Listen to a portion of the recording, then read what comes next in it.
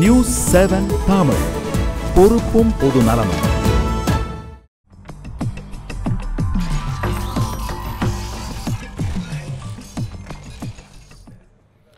சிறிய இடைவெளிக்கு பிறகு மீண்டும் அரசு டிஎம்டி கமிகள் வழங்கும் கேள்வி நேரம் நிகழ்ச்சிக்கு உங்களை மிகுந்த அன்போடு வரவேற்கின்றேன். இடைத்தேர்தல்கள் நடத்தப்பட வேண்டிய தேவையும் அவசியமும் தான் என்ன? ஆளும் கட்சி தான் வெற்றி பெறும் என்று உறுதியாகிவிட்டதா? அதுபோன்ற ஒரு சூழல் தான் இங்கே நிலவுகிறதா? அல்லது அஇஅதிமுகவிற்கு மக்களினுடைய ஆதரவு பெருகிக் கொண்டிருக்கிறதா? இந்த தளத்தில் பேசிக் கொண்டிருக்கிறோம். நீங்கள் ஒரு வாதத்தை முன்வைத்தீங்க. இந்த நடைபெற்று முடிந்த நாடாளுமன்ற தேர்தலில் 144 தடை உத்தரவு பிறப்பிக்கப்பட்டது, பணம் கொடுக்கப்பட்டது, அஇஅதிமுக வெற்றி பெற்றது என்பது போன்ற ஒரு வாதங்களை முன்வைக்கின்ற பொழுது தமிழகத்தில் அஇஅதிமுக ஆளும் கட்சி, அதனால் 37 தொகுதியிலும் அவர்கள் வெற்றி பெறுவதற்கான சூழலை ஏற்படுத்தினாங்க. 2001 முதல் 2006 வரையிலான அஇஅதிமுக ஆட்சி காலத்தில் 2004 நாடாளுமன்ற தேர்தல் நடைபெறுகிறது. 40 தொகுதியிலும் அஇஅதிமுக தோல்வியை தள்ளக்கூடிய ஒரு சூழல் ஏற்படுகிறது. இப்போ அன்றைக்கு அவர்கள் பணபலத்தை பிரயோகப்படுத்தவில்லையா? அன்றைக்கு தேர்தல் எப்படி நடந்தது? அன்றைக்கு தமிழகத்தில் அஇஅதிமுக அதனை ஆளும் கட்சி. இந்த மாதிரியான சூழல்கள் அப்படிங்கிறது, இந்த மாதிரியான வாதங்கள் அப்படிங்கிறது நீங்கள் அங்கே நடைபெற்றிருப்பதாக சொல்லக்கூடிய குற்றச்சாட்டுகளில் ஒருவேளை உங்கள் தரப்பில் சொல்லக்கூடிய குற்றச்சாட்டுகளில் நியாயம் இருக்கலாம். என்னுடைய கேள்விங்கிறது, பிரதானமாக பணம் மட்டும்தான் தீர்மானிக்கக்கூடிய ஒரு சக்தியாக எல்லா காலங்களிலும் இருக்கிறது அப்படிங்கிற வாதம் எந்த அளவிற்கு நியாயமான வாதமாக இருக்கும்? ஏற்கனவே நடைபெற்று முடிந்த தேர்தலில் 40 தொகுதியிலும் அதிமுக தோல்வியை தானே தழுவியது. அதாவது அன்னைக்கு நேர்மையா தேர்தல் நடத்துது இல்ல நண்பர் ஒரு நல்ல வாதத்தை முன் வச்சார். எதிர்கட்சியின் இடைத்தேர்தலில் வெற்றி பெறவே முடியாது என்கிற வாதம் தவறு என்று பழைய உதாரணங்களை எல்லாம் 70கள் 80கள்லாம் பாத்தீங்களா, 89 வரைக்கும் சரிதான். ஆனால் 90களுக்கு பிறகு நிலைமை மாறியது. குறிப்பாக இடைத்தேர்தல்களில், அதுவும் பளிச்சென்று சொன்னால் அதற்கு முன்பே இருந்தது.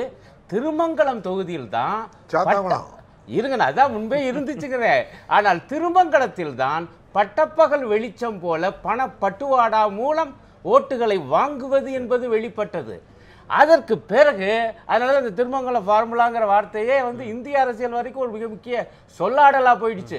அதற்கு பிறகு நிலைமை மோசமானது. நீங்கள் அதுக்கு பிறகு நீங்கள் பார்த்தீங்கன்னா அநேகமாக ஆளுங்கட்சி தான் இடைத்தேர்தலில் வெற்றி பெறும் என்கிற நிலைமை.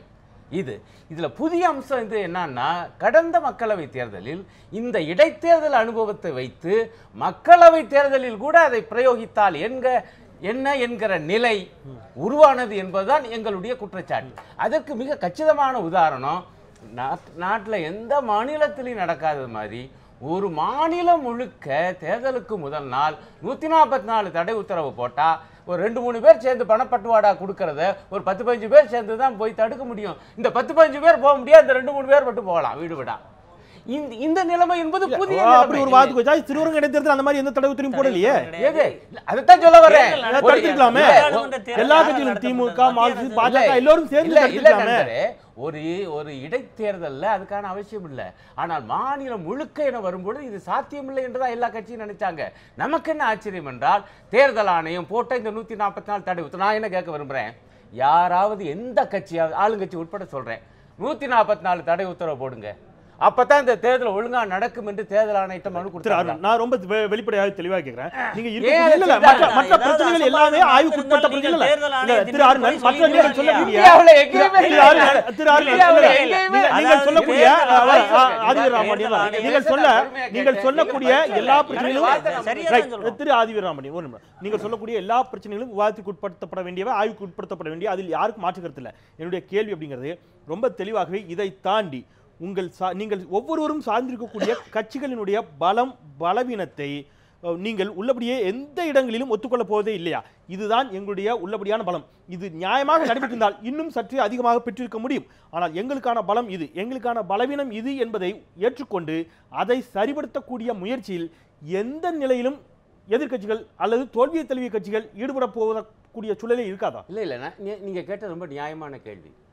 முழுமையான முறையிலே ஒரு நேர்மையான தேர்தல் நடந்து அதிலே அந்தந்த கட்சிகள் பெற்ற வாக்கு என்றால், நான் சொல்லுகிறேன், இப்பொழுது ஒவ்வொரு கட்சி தலைமையும் ஆஹா இதுதானையா எங்களுடைய வாக்கு, இது சரி அல்லது தவறு என்ற வாக்குக்குள் போகல, மாறாக இதுதான் நாங்க அதை முன்னேற்றணும், இது போதாது.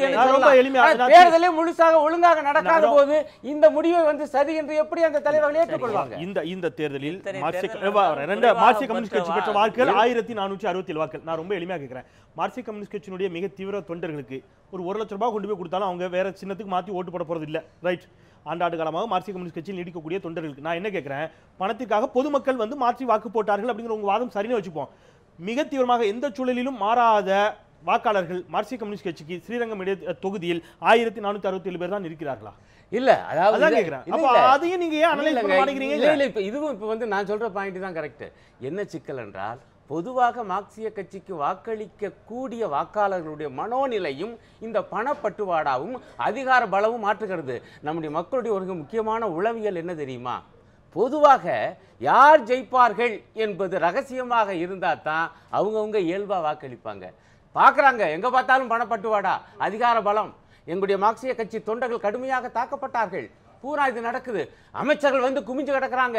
இவ்வளவும் பார்க்கும்போது புரியுது இல்ல, இவ்வளவு பார்க்கும்போது பொதுவாக எங்க கட்சிக்கு வாக்களிக்க வேண்டும் வாக்களிப்பதில்லை.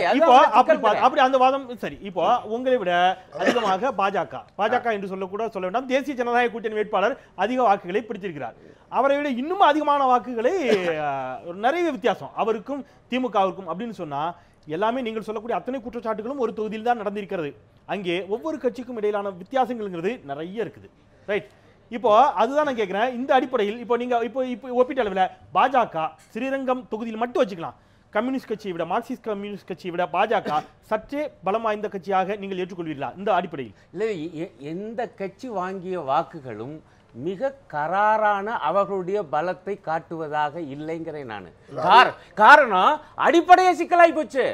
பயங்கரமா பணப்பட்டுவாடா நடக்குது, அதிகார பலம், போலி வாக்கு இவ்வளவு வரும்போது அவங்கவங்களுக்கு விழ வேண்டிய வாக்குகள் விழல.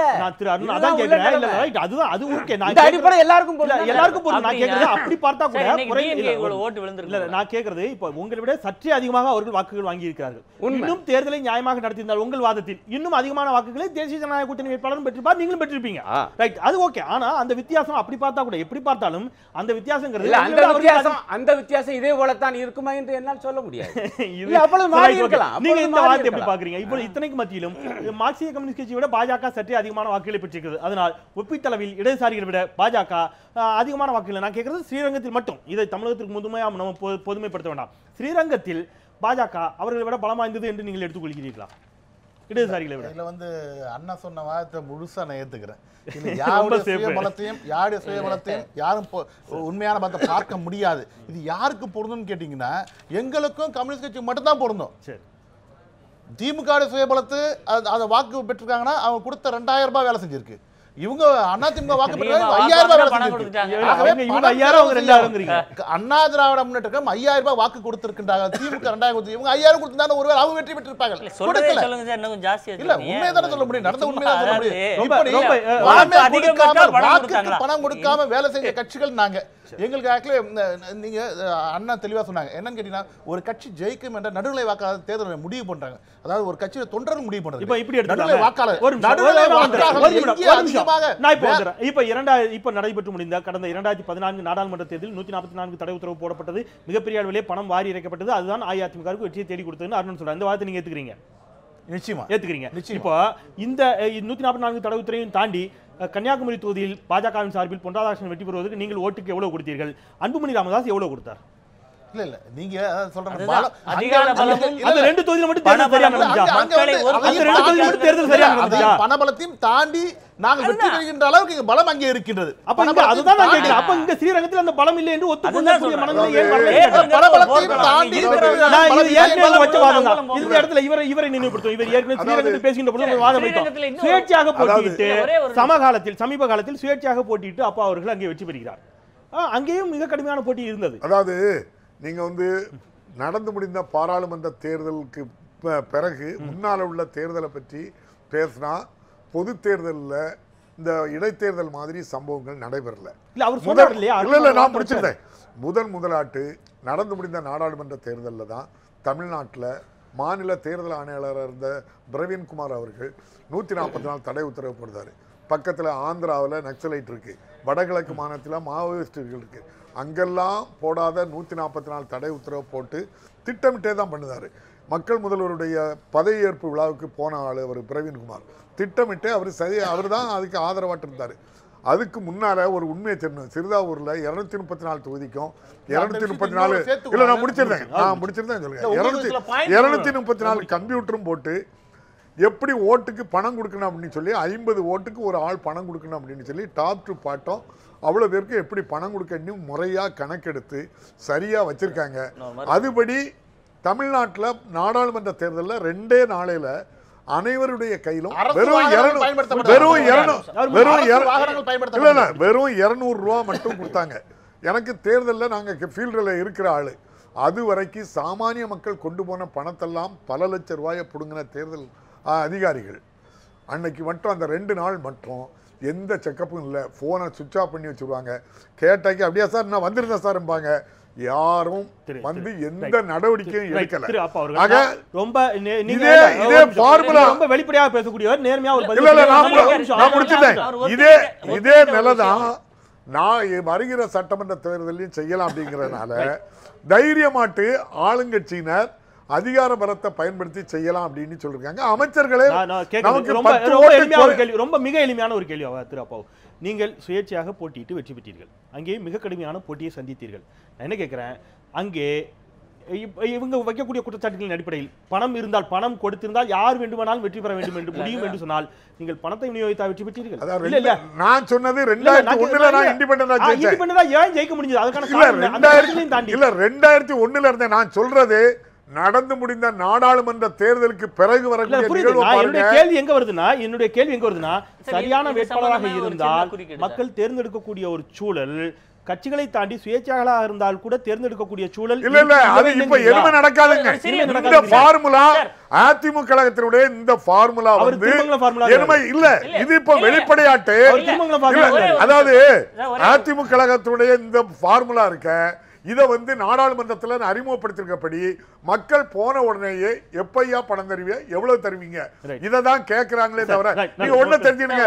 எங்க தளபதி ஓட்டு கேட்க வந்தாங்க, அவங்களுக்கு அந்த ஊர்ல அவ்வளவு ஆதரவு, அவ்வளவு கூட்டம், வாரவங்க எல்லாம் உங்களுக்கு தான் ஓட்டு போடுவாங்க. எங்களுக்கு அதே மாதிரி தான் சொல்லிட்டே இருந்தாங்க. நிச்சயமா நிறைய வாக்குகள் அவங்களே சொன்னாங்க, ஐயா பால் விலை கூடிட்டு, பஸ் கட்டணம் கூடிட்டு, மின் கட்டணம் கூடிட்டு, மணல் கொள்ளையடிக்கிறாங்க ஐயா அப்படின்னு சொன்னாங்க. நிறைய பேச வேண்டியிருக்குது. நம்ம ஒரு சிறிய இடைவெளிக்கு பின்னர் இதை குறித்து பேசலாம். நாடாளுமன்ற தேர்தலில் மிகப்பெரிய அளவில் அவங்க நாடாளுமன்ற தேர்தல் மையமாகத்தான் பேசுகிறார். நாடாளுமன்ற தேர்தல் கடந்த நாடாளுமன்ற தேர்தலும் கூட மிகப்பெரிய அளவில் 144 தடை உத்தரவு போடப்பட்டது, பணம் விநியோகிக்கப்பட்டது என்று சொன்னால் அந்த பிரச்சனையிலும் கூட 2 தொகுதியில் தேசிய ஜனநாயக கூட்டணியால் வெற்றி பெற முடிகிறது. ஏன் திமுக ஒரு இடத்திலும் கூட வெற்றி பெற இயலவில்லை அப்படிங்கிற ஒரு கேள்வி இங்கே இயல்பாக எழுகிறது. இது இடதுசாரிகளுக்கும் கூட பொருந்தும். அப்ப ஏதோ ஒரு இடத்தில் தொகுதிகளில் சற்றே பலம் வாய்ந்த கட்சிகளாக இருந்தால் இத்தனையும் தாண்டி வெற்றி பெறக்கூடிய சூழல் இருக்கத்தான் செய்கிறது என்பதை ஒத்துக்கொண்டால் நாம் எங்கோ பலவீனம் அடைந்து கொண்டிருக்கிறோம் என்பதை ஏன் ஒத்துக்கொள்ள மறுக்கிறார்கள் அரசியல் கட்சிகள் அப்படிங்கிற ஒரு கேள்வி இயல்பாக எழுகிறது. இதற்கான விடையையும் சேர்த்து தேடலாம் ஒரு சிறிய இடைவேளைக்கு பிறகு.